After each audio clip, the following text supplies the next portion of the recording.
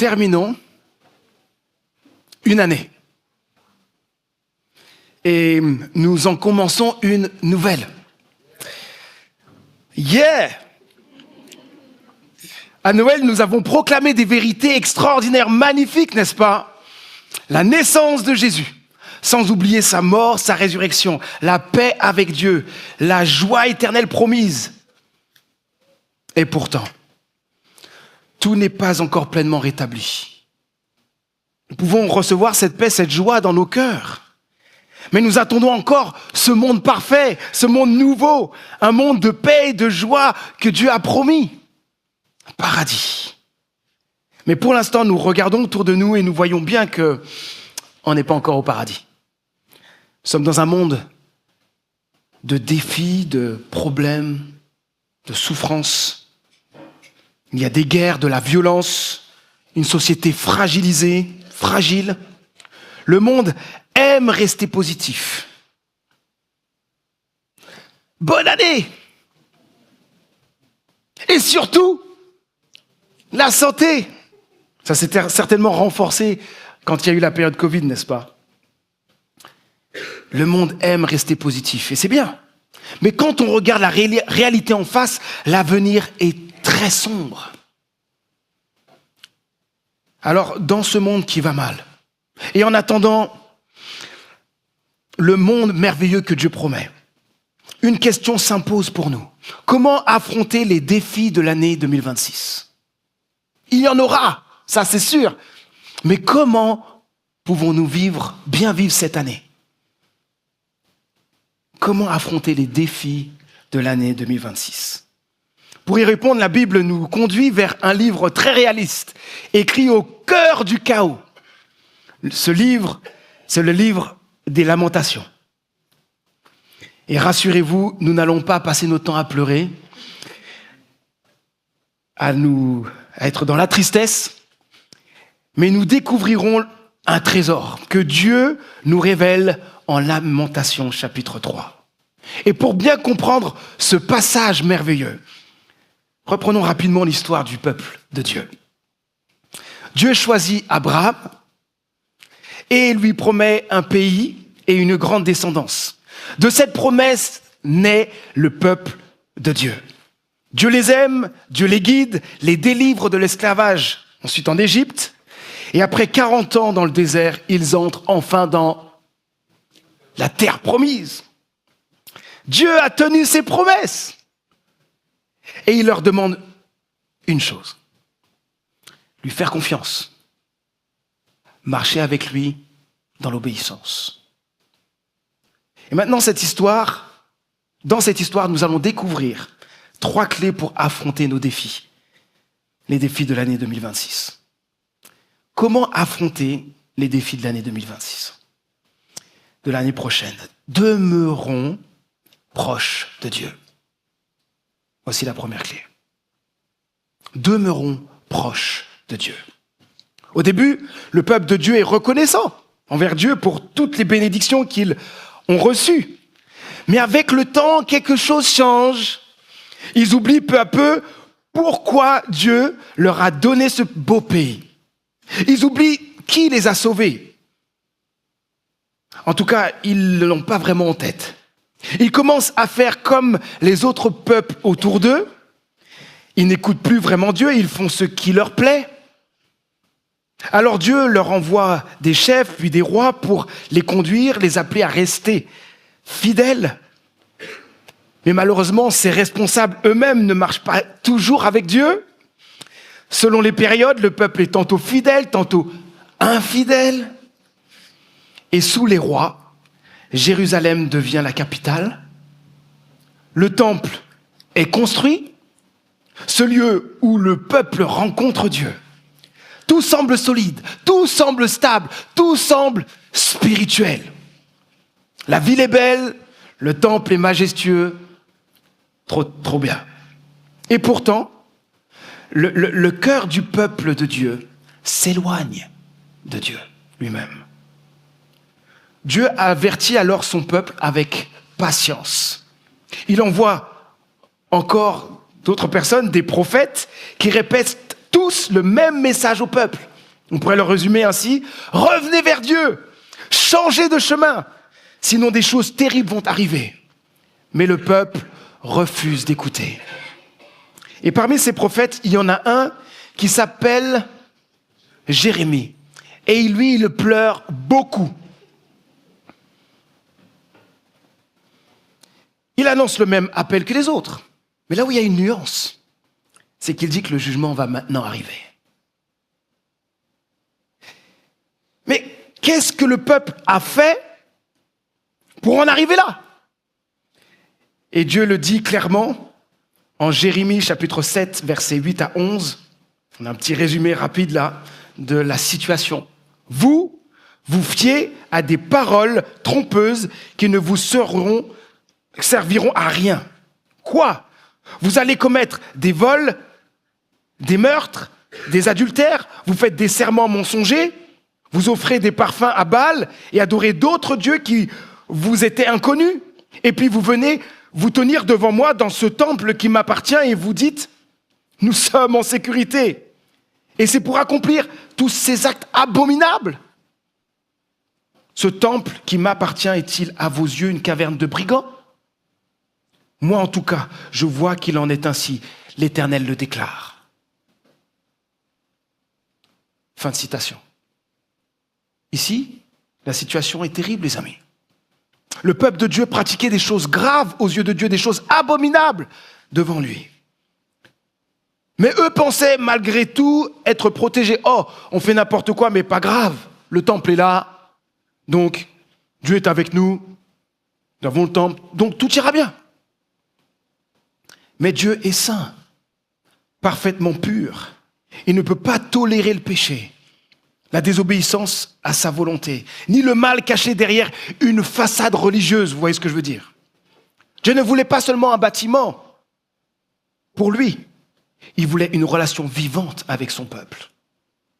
Des cœurs purs, une obéissance qui vient de l'amour pour lui, une foi qui transforme la manière de vivre. Et pourtant, malgré les avertissements répétés, malgré la patience incroyable de Dieu, le peuple n'a pas écouté. Il a persisté dans son péché. Et c'est ainsi peu à peu que le peuple s'est éloigné de Dieu et s'est retrouvé dans une situation dramatique que décrivent les lamentations. Les amis, qu'est-ce que tout cela nous enseigne? Avant tout, l'importance de protéger notre relation avec Dieu. Protégeons notre relation avec Dieu.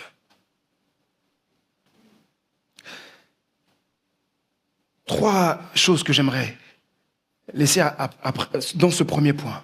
La première chose, c'est attention à l'ingratitude. L'une des grandes raisons qui a conduit le peuple de Dieu à s'éloigner de lui, c'est qu'il a peu à peu oublié les bienfaits de Dieu.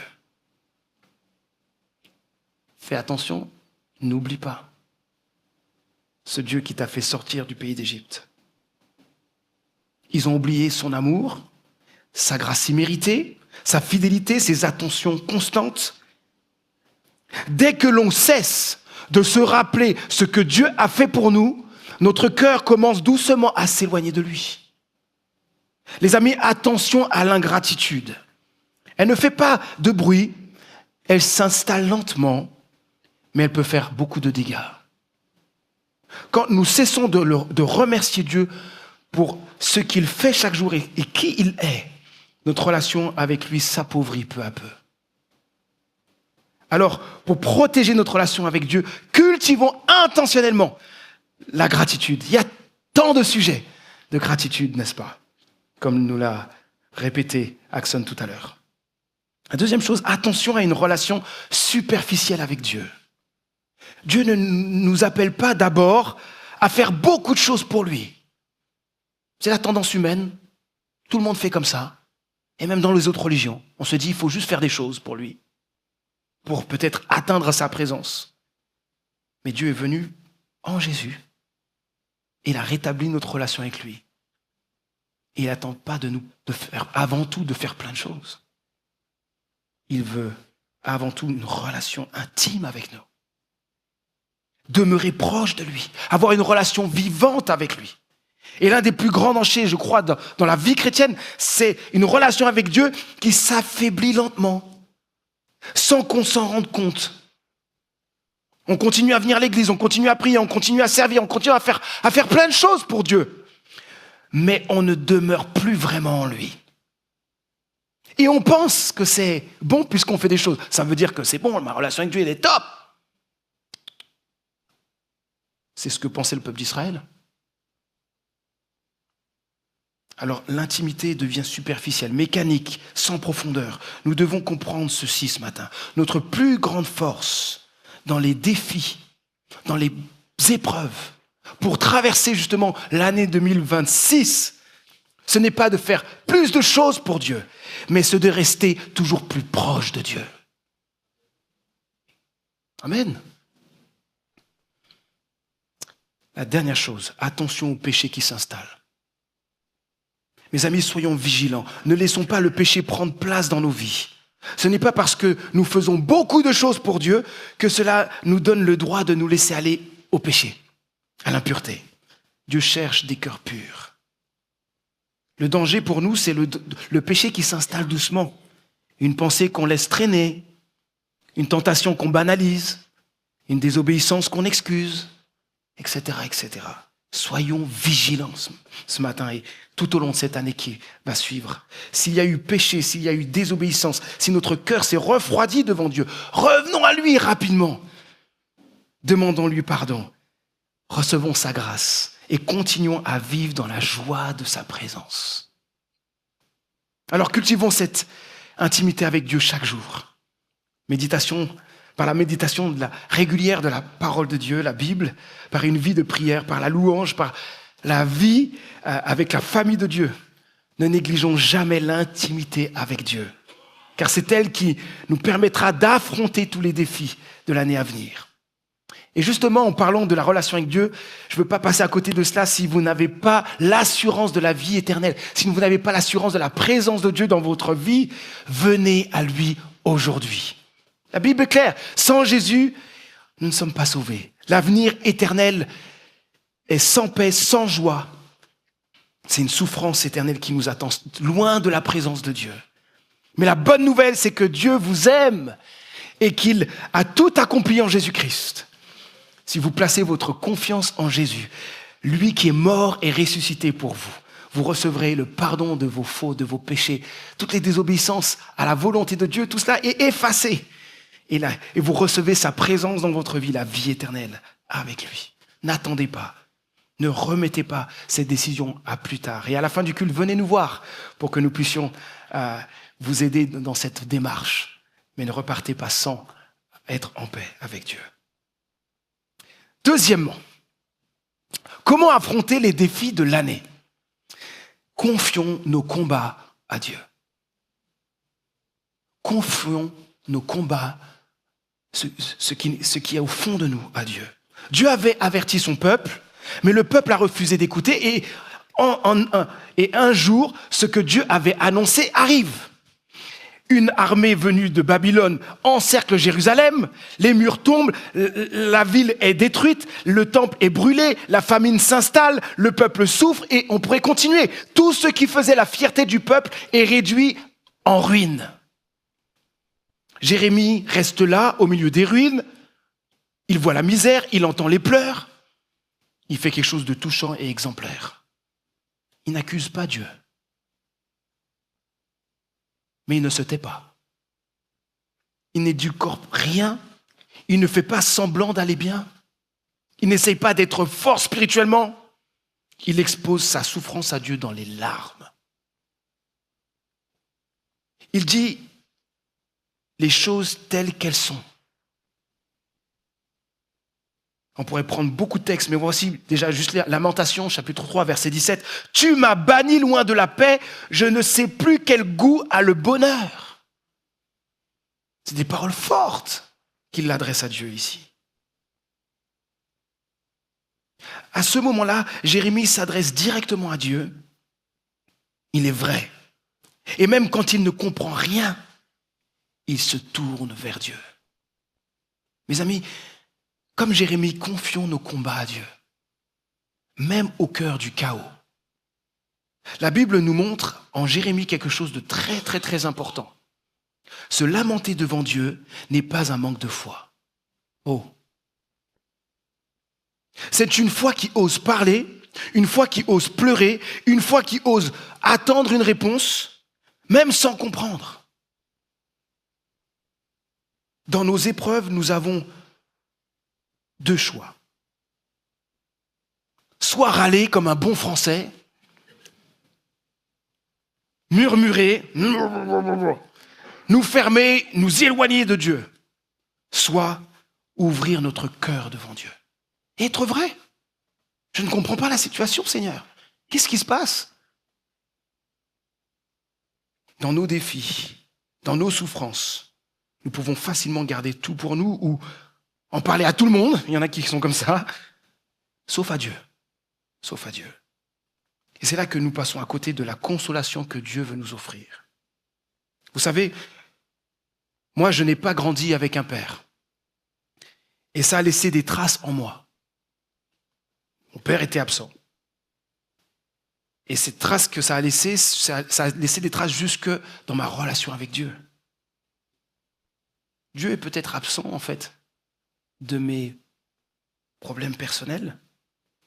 Dans ma tête, je savais que Dieu était un père aimant, mais dans le vécu, dans le cœur, c'était différent. Dire tout à Dieu n'était pas chose facile, n'était pas quelque chose de naturel pour moi.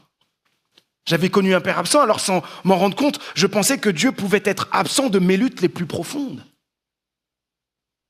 Il m'aimait, oui, mais peut-être pas au point d'entendre ce qui n'allait pas vraiment en moi.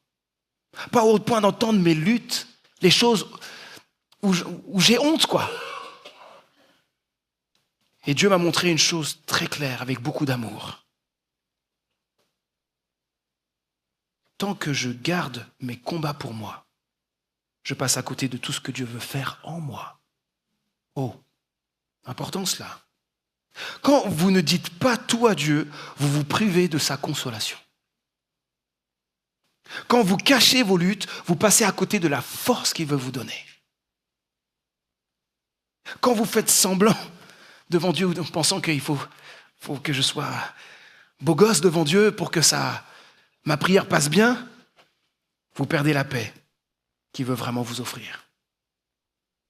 Mais quand vous commencez à ouvrir votre cœur pour de vrai, pas un discours, pas de masque, pas une prière bien formulée, mais une prière honnête, sincère. Vous, quoi. Alors Dieu peut entrer davantage dans les recoins de vos cœurs et agir avec puissance. Il veut nous donner sa consolation dans nos souffrances, il veut nous donner la force dans nos tentations, il veut nous soutenir quand l'épreuve devient trop lourde. Mais voilà la vérité pour nous ce matin. Dieu veut agir dans les endroits cachés de nos cœurs. Mais pour cela, il nous invite à venir à lui tel que nous sommes, sans masque. Viens à lui avec tes failles. Viens avec lui avec tes combats. Viens à lui avec tes larmes, avec tes incompréhensions, avec tes doutes. Ne viens pas en mode « il faut que je sois fort, il faut que j'assure, comme ça Dieu va m'entendre ». Dieu te veut toi, tel que tu es. C'est sa grâce, c'est incroyable. Jour après jour, venons à lui, tel que nous sommes. Et apprenons à confier nos combats à Dieu et à lui faire confiance. Troisième et dernier point, comment affronter les défis de l'année prochaine? Fixons nos regards sur Dieu. Fixons nos regards sur Dieu. Jérémie touche le fond. Jérémie a tout perdu. La ville est détruite. La souffrance est immense. Le peuple s'est détourné de Dieu. Et pourtant, au cœur des ruines, il s'arrête, il se parle à lui-même et il choisit de se rappeler une vérité. En Lamentation 3, verset 21. Mais voici la pensée que je me rappelle à moi-même. La raison pour laquelle j'aurai de l'espérance. Et voici ce qu'il proclame. Verset 22. Non, les bontés de l'Éternel ne sont pas à leur terme et ses tendresses ne sont pas épuisées. Chaque matin, elle se renouvelle. Oui, ta fidélité est grande. J'ai dit, l'Éternel est mon bien, c'est pourquoi je compte sur lui. L'Éternel est plein de bonté pour ceux qui ont confiance en lui, pour ceux qui se tournent vers lui. Il est bon d'attendre en silence la délivrance que l'Éternel opérera. Waouh! Rien n'est encore réparé. La douleur est toujours là, mais une chose n'a pas changé. Dieu est resté fidèle. Même quand le peuple a désobéi, même quand les conséquences ont été terribles, Dieu n'a pas cessé d'aimer son peuple. Sa grâce n'est pas épuisée, sa compassion ne s'est pas tarie, sa fidélité demeure. Si Jérémie espère, ce n'est pas parce que la situation change, c'est parce que Dieu, lui, ne change pas. Dieu aime toujours. Dieu est un Dieu de grâce. Dieu est un Dieu fidèle. Dieu est admirable dans qui il est. Dieu est pour lui un véritable trésor. Et c'est là la clé pour nous aussi. Mes amis, ce qui nous soutient le plus, qui nous soutiendra le plus dans l'année 2026, dans nos tentations, dans nos défis, dans nos épreuves, dans la souffrance, ce n'est pas une solution rapide, ce n'est pas des raccourcis, ce n'est pas un miracle instantané. Ce qui nous tiendra debout, c'est Dieu. De fixer nos regards sur Dieu. Parce que plus tu médites sur Dieu, plus Dieu devient grand à tes yeux. Plus tu le regardes et plus tu le vois aimant, fidèle, présent. Tu trouves en lui ce dont tu as vraiment besoin. Même au cœur du chaos, même au cœur des difficultés. Et cette vision de Dieu devient une force intérieure pour traverser, oui, les épreuves. Soyons honnêtes. Notre réflexe naturel à tous, c'est de voir d'abord ce qui ne va pas, n'est-ce pas? Plutôt que de contempler tout ce que Dieu fait déjà et surtout qui il est. Nous sommes comme quelqu'un qui regarde une feuille blanche. Vous voyez une feuille blanche, hein? Quelqu'un a mis 2 points noirs dessus. On voit les points noirs, mais on ne voit plus la feuille blanche. Il y a tellement de blanc, mais c'est les 2 points noirs que tu vois. Tu vois quoi sur la feuille? Les points noirs. C'est notre tendance, les amis. Et les difficultés, les épreuves éclipsent toutes les bénédictions de nous autour de nous, en fait. Voilà pourquoi je vous invite avec force à fixer votre attention sur Dieu cette année 2026. D'une manière beaucoup plus forte que vous ne l'avez jamais fait. Si nos regards restent fixés sur nos manques, sur nos échecs, nos peurs, nos souffrances, nos blessures, alors Dieu nous paraît petit et nos problèmes énormes. Mais si, comme Jérémie, nous choisissons intentionnellement de se rappeler qui est Dieu, sa bonté, sa fidélité, sa grâce, alors Dieu devient grand à nos yeux. Et les épreuves, bien que réelles, ne prennent plus toute la place. Elles sont là, mais elles ne prennent pas toute la place. C'est exactement ce que Jérémie proclame au milieu des ruines. Oh, c'est pas simple. Parce que quand on lit la suite, on sent encore le combat chez Jérémie. On n'est pas là en train de dire, c'est bon, ça va, vous faites ça et pouf, ça va marcher. C'est un vrai combat.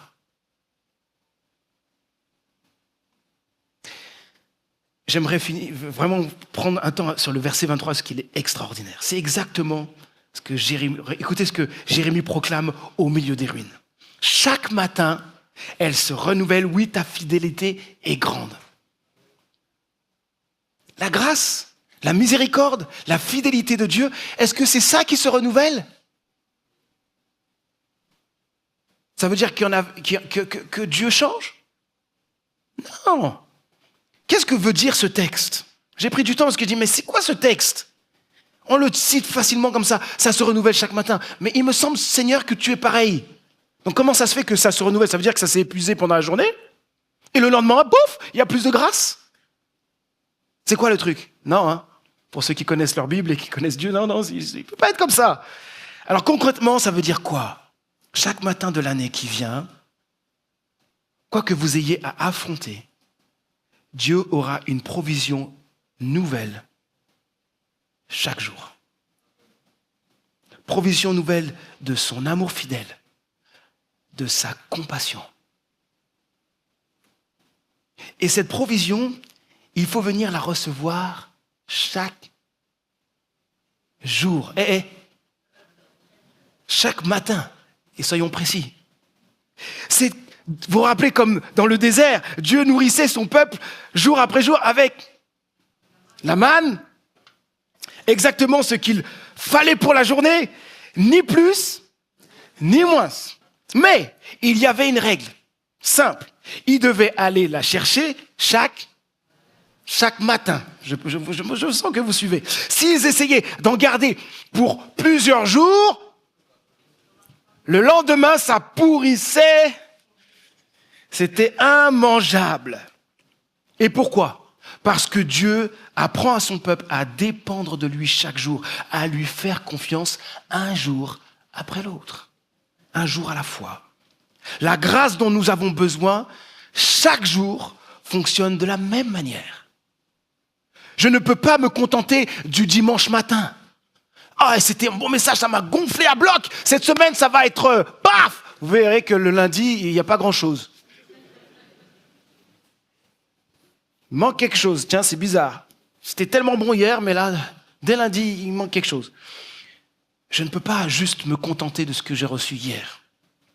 Le dimanche matin sera insuffisant. Pour recevoir tout ce dont j'ai besoin pour la semaine, j'ai besoin d'aller chercher chaque jour ce dont j'ai besoin en Dieu. Puiser dans la grâce de Dieu. Chaque jour, Dieu, en fait, veut nous donner à chacun ce dont nous avons besoin. La force, le pardon, l'encouragement, des forces nouvelles, etc. Dieu veut nous renouveler. Spirituellement, nous faire du bien, nous encourager, nous booster dans notre foi. Mais pour recevoir tout cela, il faut venir chaque jour devant Dieu.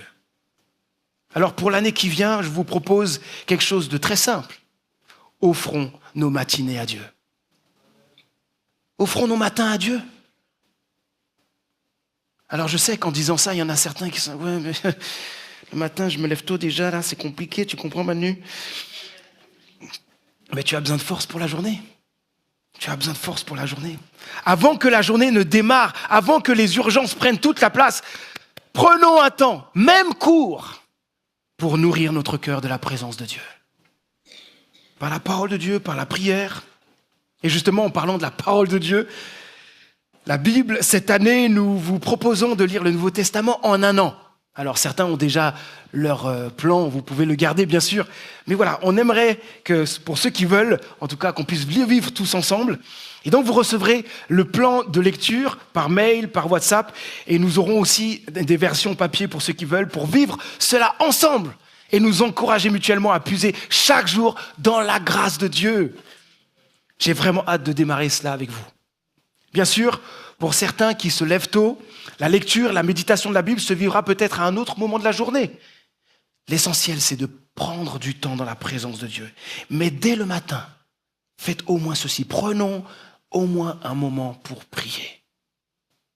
Remercions Dieu pour sa grâce disponible aujourd'hui. Merci parce que ta grâce est disponible pour moi aujourd'hui pour affronter les défis, les épreuves, les tentations. Seigneur, merci parce que tu es là. Tu es avec moi. Et j'ai besoin de toi. Et ensuite, présentons-lui nos défis du jour. Seigneur, tu connais ceci, cela, tu sais combien c'est difficile, il y a tel collègue qui est compliqué, etc. On lui dit tous les défis, les choses qui nous passent par la tête, mais en tout cas, mais où on a besoin de sa grâce. Et mettons notre confiance en lui. Faisons-lui confiance. Maintenant, je compte sur toi. Et surtout, fixons notre regard, nos regards sur Dieu. En particulier sur Jésus. En le louant pour qui il est et pour tout ce qu'il a fait pour nous. Un des textes qui va nous aider à persévérer, c'est Hébreux 12, versets 1 à 2. Qui dit ceci, « Débarrassons-nous de tout fardeau et du péché qui nous cerne si facilement de tous côtés et courons avec endurance l'épreuve qui nous est proposée. » Ok, mais on fait comment ? La suite, gardons les yeux fixés sur Jésus, qui nous a ouvert le chemin de la foi et qui la porte à la perfection. Quel beau texte.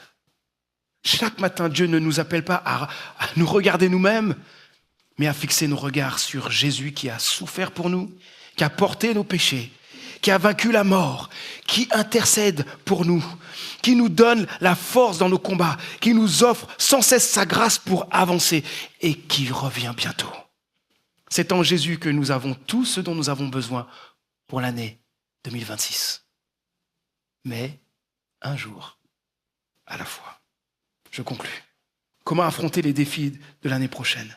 Demeurons proches de Dieu, confions nos combats à Dieu et fixons nos regards sur Jésus-Christ. Je prie.